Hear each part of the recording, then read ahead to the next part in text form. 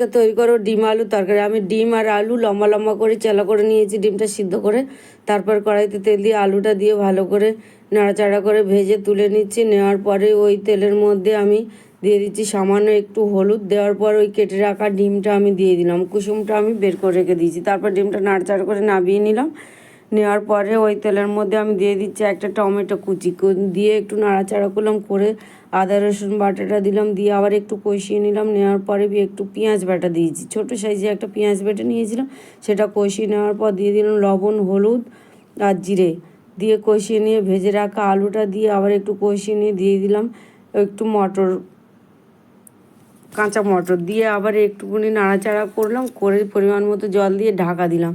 ঢাকাটা খুললাম, খুলে ভেজে রাখা ডিমটা দিয়ে দিলাম, দিয়ে একটু নাড়াচাড়া করে নিলাম। নিয়ে উপর থেকে ধনে পাতা কুচি দিয়ে দিলাম, দিয়ে আবার ধনে পাতাটাও একটু মিশিয়ে নিলাম, নিয়ে উপর থেকে ডিমের কুসুমগুলো দিয়ে দিলাম, দিয়ে নামিয়ে নিলাম।